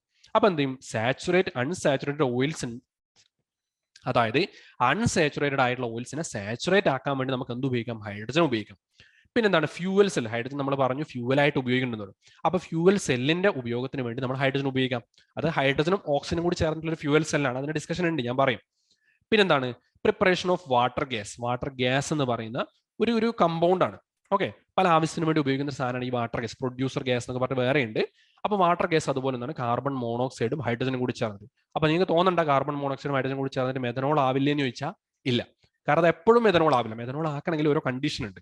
നമ്മൾ വിചാരിക്കുന്ന പോലെ 2 ആൾക്കാർ ജോയിൻ ചെയ്തിട്ട് എപ്പോൾ ഒരാൾ മാത്രമല്ല ഉണ്ടാവുക, വേറെ പല ആൾക്കാർ ഉണ്ടാവാൻ സാധ്യതയുണ്ട്. പക്ഷെ അത് കണ്ടീഷൻ ഡിഫറെന്റ് ആയിരിക്കണം. പിന്നെന്താണ്? സിന്തറ്റിക് പെട്രോളിന്റെ പ്രിപ്പറേഷന് വേണ്ടിയിട്ട് ഉപയോഗിക്കാം. ഓക്കെ, പിന്നെ ബലൂൺ ഫില്ല് ചെയ്യാൻ വേണ്ടി സാധാരണ സിമ്പിൾ ആയിട്ടുള്ള ഹൈഡ്രോക്ലോറിക് ആസിഡിന്റെ പ്രൊഡക്ഷന് വേണ്ടി നമ്മൾ നേരത്തെ സ്ലൈഡ് കണ്ടു, കോമ്പിനേഷൻ റിയാക്ഷൻ എക്സാമ്പിൾ ആയിട്ട്. അപ്പൊ ഇതൊക്കെ യൂസസ് ആണ്. ഓക്കെ, പിന്നെ ഹൈഡ്രജൻ ഫ്യൂവൽ ആയിട്ട് നമ്മൾ ഉപയോഗിക്കുവാണെങ്കിൽ, അതായത് ബാക്കി എല്ലാ ഫ്യൂവൽ വെച്ചുവാണെങ്കിൽ എന്താണ്? അതായത് 1 കിലോഗ്രാം ഹൈഡ്രജൻ ബേൺ ചെയ്ത, അത് 1 കിലോഗ്രാം ഹൈഡ്രജൻ 143 കിലോ ജൂൾ, അതായത് 143 കിലോ ജൂൾ എന്ന് പറഞ്ഞാൽ എത്രയാണല്ലോ? ഇത്ര ജൂൾസ് ആണ്. അതായത് 1,43,000 ജൂൾസ്. അതെന്ന് വെച്ചാൽ ഒരുപാടുണ്ട്. നിങ്ങൾ വിചാരിക്കുന്നത് ചെറിയ സാധനമൊന്നും അല്ല അത്. ഓക്കെ, അതായത് നമ്മളിപ്പോ ചൂട് എന്ന് പറയുമ്പോൾ നമ്മുടെ മൈൻഡിൽ വരുന്ന ആ ഒരു ഇമേജ് ഉണ്ടല്ലോ, അതാ നമ്മൾ കത്തിക്കുക എന്നുള്ള ഒരു ഐഡിയ ആണ് ഇവിടെ. 143 കിലോ ജൂൾസ് എന്ന് പറഞ്ഞാൽ അത് വളരെ ഹൈ ആണ്. അതായത് അത്രക്കും എനർജി റിലീസ് ചെയ്യുന്നുണ്ട്. നിങ്ങൾ വേറെ നോക്കിയതാ, പെട്രോൾ എന്ന് പറഞ്ഞാൽ എത്രയാണ്? വെറും 48 കിലോ ജൂൾ. അത്ര എനർജി കൊടുക്കുന്നുള്ളൂ. 1 കിലോഗ്രാം പെട്രോളിന് 48 കിലോ ജൂളാണ് കിട്ടുന്നത്. അപ്പൊ നിങ്ങൾ ആലോചിക്കുക, നമ്മളെ വണ്ടിയിലൊക്കെ ഹൈഡ്രജൻ ഉപയോഗിക്കുമെന്നിരിക്കും. ഹൈഡ്രജൻ ആണ് പെട്രോളിന് പകരം ഉപയോഗിച്ച് നിങ്ങൾ ആലോചിക്കട്ടെ. അതായത് സെയിം അമൗണ്ട് ഹൈഡ്രജനും പെട്രോളും എടുത്തു കഴിഞ്ഞാൽ ഹൈഡ്രജന്റെ നല്ല എനർജി എഫിഷ്യന്റ് ആണ്. കുറച്ച് അമൗണ്ട് എടുത്താലും നമുക്ക് ഇത്രത്തോളം എനർജി കിട്ടുന്നുണ്ട്. അതുകൊണ്ട് തന്നെ കുറച്ചുകൂടി എഫിഷ്യന്റ് ആണ് നോക്കുക അല്ലെ. നിങ്ങളെല്ലാം നോക്കിയാൽ മീതെയിൻ ആയിക്കഴിഞ്ഞാൽ ബയോഗ്യാസ് എന്നൊക്കെ പറഞ്ഞാൽ ഇതിൽ മീതെയിൻ ആണ് 56 കിലോ ജൂൾ. അതുപോലെ കൽക്കരി അഥവാ കോൾ എന്ന് പറയുന്നത് അതിൽ 33 കിലോ ജൂൾ ആണ്. എഥനോൾ അഥവാ നമ്മൾ എന്താണ് എഥനോൾ, നമ്മൾ സാധാരണ കാണുന്ന എഥനോൾ, ഈഥൈൽ ആൽക്കഹോൾ, അതിലെത്രയാണ്? 30 കിലോ ജൂൾ. മെഥനോളിൽ അതിലും കുറവാണ്. കാർബോഹൈഡ്രേറ്റ്സ്, അതായത് നമ്മൾ സാധാരണ കഴിക്കുന്ന ഭക്ഷണം, അതൊക്കെ ഓക്കെ, അതൊക്കെ എന്താണ്? വെറും 16 കിലോ ജൂൾസ്. കാർബൺ മോണോക്സൈഡ് അതിലും കുറവാണ്, 10 കിലോ ജൂൾ. അപ്പൊ ഹൈഡ്രജൻ ഹൈലി എഫിഷ്യന്റ് ആണ്. ഓക്കെ, അപ്പൊ എന്താണ് ഇവിടെ കാണുന്നത്? ഈ ഹൈഡ്രജൻ കുറച്ചും കൂടി എഫിഷ്യന്റ് ആണെന്ന് കണ്ടു. അപ്പൊ അവിടെ ഒരു സംഭവം, ഒരു ടേം നിങ്ങൾ പഠിക്കാനുണ്ട്. എന്താണ്? Calorific value. എന്താണ് കലോറിക് വാല്യൂ? അതായത് heat energy released from 1 unit mass of that fuel complete combustion on complete combustion. എന്താണ്? അതായത് നമ്മൾ ഈ 1 യൂണിറ്റ് ഓഫ് മാസ് എന്ന് പറയുന്നത് 1 ഗ്രാം ആവാം, 1 കിലോഗ്രാം ആവാം, ഏത് യൂണിറ്റ് വേണം. 1 യൂണിറ്റ് മാസ് ഒരു യൂണിറ്റ്, അതിൻ്റെ ഏതാണ് ആ നമ്മൾ മെഷർ ചെയ്യാൻ ഉപയോഗിക്കുന്ന ആ ഒരു യൂണിറ്റ്, അത് നമ്മുടെ ഒരു യൂണിറ്റ് എന്ന് വെച്ചാൽ 1 ഗ്രാമോ 1 മില്ലിഗ്രാമോ എത്രയാണെന്ന് വെച്ചാൽ ആ ഒരു എല്ലാ സാധനങ്ങളും, അപ്പൊ ഒരുപാട് ഇതുപോലത്തെ ഫ്യൂവൽസ് നമ്മൾ എടുക്കുക. അതായത് പെട്രോൾ എടുക്കുക, ഡീസൽ എടുക്കുക, അതുപോലെ ഇതും എടുക്കുക, അതായത് മീഥെയിൻ പോലത്തുള്ള ഗ്യാസിലും അതൊക്കെ എടുത്തതിന് ശേഷം എല്ലാവരും 1 ഗ്രാം വെച്ചിട്ട് എല്ലാവരും ഹീറ്റ് ചെയ്ത് കഴിഞ്ഞാൽ ഏറ്റവും കൂടുതൽ കംപ്ലീറ്റ് കമ്പഷൻ എന്ന് വെച്ചാൽ നന്നായി ഫുൾ കത്തണം. കത്തി ഒന്നും ബാക്കിയുണ്ടായത് ചാരം മാത്രം ബാക്കിയുണ്ടായിട്ട് നല്ല രീതിയിലുള്ള കംപ്ലീറ്റ് കമ്പഷൻ, പുകയൊന്നും ഇല്ലാത്ത രീതിയിൽ ഫുൾ കത്തണം. കംപ്ലീറ്റ് അത് തീയെ കത്തിപ്പോവുകയാണെങ്കിൽ അതിനാണ് നമ്മൾ കംപ്ലീറ്റ് കമ്പഷൻ എന്ന് പറയാം. അപ്പോൾ ആ സമയത്ത് റിലീസ് ചെയ്യുന്ന ആ ഒരു ഹീറ്റ് എനർജി ഉണ്ടല്ലോ, അതാണ് കലോറിഫിക് വാല്യൂ. എന്താണ് caloric value of A fuel? Is the heat energy released from 1 unit mass of that fuel on complete combustion. അപ്പോൾ ഹൈഡ്രജന്റെ പ്രത്യേകതയാണ് ഹൈ കലോറിഫിക് വാല്യൂ ആണ്. അവൈലബിലിറ്റി ഒരു പ്രശ്നമില്ല. ഇനി കുറവാണെങ്കിൽ തന്നെ ഇതുപോലെ നമ്മൾ മെറ്റലുമായിട്ട് റിയാക്ട് ചെയ്ത് ഒരുപാട് ഉണ്ടാക്കാൻ പറ്റും. പിന്നെ വാട്ടറിൽ തന്നെ നമുക്ക് എന്തെങ്കിലും സെപ്പറേറ്റ് ചെയ്തിട്ട് ഇലക്ട്രിസിറ്റി ഒക്കെ ഉപയോഗിച്ച് സെപ്പറേറ്റ് ചെയ്തിട്ട് ഹൈഡ്രജൻ ഉണ്ടാക്കാം. പിന്നെ കമ്പാരിറ്റീവ്ലി എക്കോ ഫ്രണ്ട്ലി, വേറെ ഹൈഡ്രജനെ കൊണ്ട് വേറെ നമുക്ക് ഉപദ്രവമൊന്നുമില്ല. ആകെ ഒരു പ്രശ്നം തീയുമായിട്ട് ചേർന്ന് കഴിഞ്ഞാൽ ആൾ പൊട്ടിത്തെറിക്കുന്നുള്ള ചെറിയ നിസാരമായിട്ടുള്ളൊരു പ്രശ്നം മാത്രമേ ഉള്ളൂ, വേറെ ഒരു പ്രശ്നവുമില്ല. എക്കോ ഫ്രണ്ട്ലി ആണ്, വേറെ അങ്ങനെ നമുക്ക് പൊല്യൂഷൻ ഉണ്ടാക്കുന്നത് അതുപോലത്തെ പ്രശ്നമൊന്നും ഹൈഡ്രജനെ കൊണ്ട് ഉണ്ടാവില്ല. ഹൈഡ്രജൻ ബേൺ ചെയ്താലും വേറെ ഒന്നും സംഭവിക്കാൻ പോകുന്നില്ല. വാട്ടർ ആയിട്ടാണ് ബൈ പ്രൊഡക്റ്റ് നമുക്ക് കിട്ടാൻ പോകുന്നത്. അതായത് ഹീറ്റ് എനർജി കിട്ടും, കൂടെ തന്നെ വാട്ടറാണ് കിട്ടാൻ പോകുന്നത്. അതുകൊണ്ട് വേറെ എക്കണോമിക്കലി നമ്മളെ ഈ ചുറ്റുമുള്ള നേച്ചറിനൊന്നും വേറെ പ്രശ്നങ്ങളൊന്നും ഉണ്ടാവാൻ സാധ്യതയില്ല. അപ്പോൾ ഞാൻ നേരത്തെ പറഞ്ഞതുപോലെ തന്നെ ഇതുപോലെ തന്നെ ഹൈഡ്രജന്റെ വേറെ ആപ്ലിക്കേഷൻ ഫ്യൂവൽ സെൽ. എന്താണ്? Hydrogen oxygen fuel cell are special devices that produce electricity using hydrogen gas and oxygen gas. ഓക്സിജനും ഹൈഡ്രജനും ഉപയോഗിച്ചിട്ട് ഇലക്ട്രിസിറ്റി ഉണ്ടാക്കാൻ പറ്റും. പക്ഷെ അതിന്റെ ഡിസ്കഷൻ ഒക്കെ കുറച്ച് ഹയർ ആണ്, അതുകൊണ്ട് ഞാൻ അതിലേക്ക് അത്ര പോകുന്നില്ല. നിങ്ങൾ നോക്കേണ്ടത് എന്താണ്? അത് രണ്ടും ഉപയോഗിച്ചിട്ട് ഇലക്ട്രിസിറ്റി എന്താണ് നമുക്ക് ഉണ്ടാക്കാൻ പറ്റും. അപ്പൊ ഇതിന്റെ പ്രത്യേകത ആസ് എക്സ്പെക്ടഡ് എന്താണ്? ഹൈഡ്രജനും ഓക്സിജനും ആണ്, പൊല്യൂഷൻ ഫ്രീ ആണ്, ഹൈലി എനർജി എഫിഷ്യന്റ്. കാരണം ഹൈഡ്രജന് നല്ല കലോറിഫിക് വാല്യൂ ഉണ്ട്. അപ്പൊ ഡെഫിനറ്റ്ലി അത് ബേൺ ചെയ്ത് കഴിഞ്ഞാൽ നമുക്ക് കൂടുതൽ എനർജി കിട്ടാനേ പോകുന്നുള്ളൂ, വേറെ നമുക്ക് വേസ്റ്റ് പ്രൊഡക്റ്റ് ഒന്നും ഉണ്ടാവാൻ പോകുന്നില്ല. ഇനി വേസ്റ്റ് പ്രൊഡക്റ്റ് ഉണ്ടാവുന്ന ആരാണ്? വാട്ടറാണ് വേസ്റ്റ് പ്രൊഡക്റ്റ്. അപ്പം നമുക്ക് ഈ രണ്ടുണ്ട് ഗുണം. ഉദാഹരണത്തിന് ഈ സ്പേസ് ക്രാഫ്റ്റിലൊക്കെ ഉപയോഗിക്കുമ്പോൾ എന്താ ഉപയോഗം എന്നറിയോ? ഹൈഡ്രജൻ ഉപയോഗിച്ച് ബേൺ ചെയ്തു, അപ്പൊ നമുക്കത് ഫ്യൂവലായിട്ട് ഉപയോഗിക്കാം. അപ്പൊ അതിന്റെ ബൈ പ്രൊഡക്റ്റ് ആരാണ്? വാട്ടറാണ് വരുന്നത്. നമുക്കറിയാം ഈ സ്പേസിലോട്ടൊക്കെ പോവുകയാണെങ്കിൽ ഒരുപാട് വാട്ടറും സാധനങ്ങളും എടുത്തിട്ട് പോക്ക് ഭയങ്കര പണിയാണ് അല്ലേ? അത് കംപ്രസ്ഡ് ആയിട്ടുള്ള ഫുഡൊക്കെയാണ് അവർ ഉപയോഗിക്കുന്നത്. അപ്പം വാട്ടറിന്റെ അവൈലബിലിറ്റി എന്ന് വെച്ചാൽ നമ്മുടെ നാട്ടിൽ ഇപ്പം നമ്മുടെ ഭൂമിയിലൊക്കെ ഉള്ള പോലെ സ്പേസ് സ്റ്റേഷനിലൊക്കെ നിൽക്കുന്ന ആൾക്കാർക്ക് വെള്ളം കിട്ടൽ പണിയാണ്. അപ്പൊ എന്ത് ചെയ്യും? ഈ ഫ്യൂവൽസ് അല്ല, അതായത് ഹൈഡ്രജൻ ഉപയോഗിച്ചുള്ള ഫ്യൂവലാണ് ഉപയോഗിക്കുന്നത്. എന്താണ്? ഒരുപാട് കാലത്തൊക്കെ അത് കത്തിക്കോളും. കത്തുമ്പോൾ കിട്ടുന്ന ബൈ പ്രൊഡക്റ്റ് ആരാണ്? വാട്ടർ കിട്ടുന്നുണ്ട്. ആ വാട്ടർ അവർക്ക് ഡ്രിങ്കിങ് പർപ്പസിനും മറ്റു ക്ലീനിങ്ങിനും മറ്റു കാര്യത്തിനൊക്കെ വേണ്ടി ഉപയോഗിക്കാം. ഓക്കെ, അപ്പം അതും ഒരു ആപ്ലിക്കേഷനാണ്. അപ്പോൾ ഈ വീഡിയോയിൽ നമ്മൾ ഹൈഡ്രജനെ പറ്റിയുള്ള കുറേ കാര്യങ്ങൾ പഠിച്ചു. ഹൈഡ്രജൻ എങ്ങനെ പ്രിപ്പയർ ചെയ്യാന്ന് കണ്ടു, ഹൈഡ്രജന്റെ കുറച്ച് കമ്പൗണ്ട്സ് കണ്ടു, അതുപോലെ ജനറലി നോൺ മെറ്റൽസിന്റെ കുറച്ച് ആപ്ലിക്കേഷൻ ഒക്കെ കണ്ടു. കാര്യങ്ങളൊക്കെ ഏകദേശം ഒരു ക്ലിയർ ആയി എന്ന് വിചാരിക്കുന്നു. അപ്പോൾ ഇത്രയൊക്കെയാണ് നമ്മൾ ഈ ഒരു വീഡിയോയിൽ ഡിസ്കസ് ചെയ്യാൻ ഞാൻ ഉദ്ദേശിച്ചത്. വളരെ ചെറിയൊരു വീഡിയോ ആയിരുന്നു, ചെറിയ ഡിസ്കഷൻ ആണ്. നിങ്ങൾക്കെല്ലാം മനസ്സിലായെന്ന് വരും. ഇതിൽ നിങ്ങൾ പഠിക്കേണ്ട ഇമ്പോർട്ടൻ്റ് ആയിട്ട് ഓർമ്മിക്കേണ്ട 2 കാര്യങ്ങളുണ്ട്. ഒന്നെന്താണ്? ഒന്ന് ഡിസ്പ്ലേസ്മെന്റ് റിയാക്ഷൻ എന്താണെന്ന് പഠിക്കണം. പിന്നെ കോമ്പിനേഷൻ റിയാക്ഷൻ. രണ്ടും എളുപ്പമാണ്. ഡിസ്പ്ലേസ്മെന്റ് റിയാക്ഷൻ എന്ന് പറഞ്ഞാൽ എന്താണ്? നമ്മൾ ഒരു കമ്പൗണ്ടിൽ നിന്ന് ഒരാൾ റീപ്ലേസ് ചെയ്യാണ്, ഡിസ്പ്ലേസ് ചെയ്യപ്പെടുന്നത് വേറൊരു എലമെന്റോ വേറൊരു എലമെന്റിനെ കൊണ്ട് ഒരു കമ്പൗണ്ടിലുള്ള ഒരു എലമെന്റിനെ ഡിസ്പ്ലേസ് ചെയ്യണം. നമ്മൾ അതിന്റെ ഡിസ്പ്ലേസ്മെന്റ് റിയാക്ഷൻ. നമ്മൾ ഹൈഡ്രജനെ ഡിസ്പ്ലേസ് ചെയ്യുന്നതും കോപ്പർ സൾഫേറ്റിനെ ഡിസ്പ്ലേസ് ചെയ്യുന്നതിന് കണ്ടു. പിന്നെന്താണ് കോമ്പിനേഷൻ എന്ന് വെച്ചാൽ സിമ്പിൾ സബ്സ്റ്റൻസ്, രണ്ടോ അതിലധികമോ സിമ്പിൾ സബ്സ്റ്റൻസ് ചേർന്നിട്ട് ഒരു കമ്പൗണ്ട് ഉണ്ടാകുന്നത് നമ്മൾ കോമ്പിനേഷൻ റിയാക്ഷൻ എന്ന് പഠിക്കുന്നു. ഓക്കെ, ഇതിലൂടെ ഹൈഡ്രജന്റെ കുറച്ച് ആപ്ലിക്കേഷൻസും മറ്റും കാര്യങ്ങളൊക്കെ പഠിച്ചു. ഫ്യൂവൽ സെൽ എന്താണെന്ന് പഠിച്ചു. ഹൈഡ്രജൻ എനർജി എഫിഷ്യന്റ് ആണെന്നുള്ള കാര്യങ്ങൾ ഡിസ്കസ് ചെയ്തു. അപ്പോൾ ഇത്രയൊക്കെയാണ് ഈ ഒരു വീഡിയോയിൽ ഡിസ്കസ് ചെയ്യുന്നത്. With this I conclude this video. Thank you for watching. Manorama Horizon, learning made simple.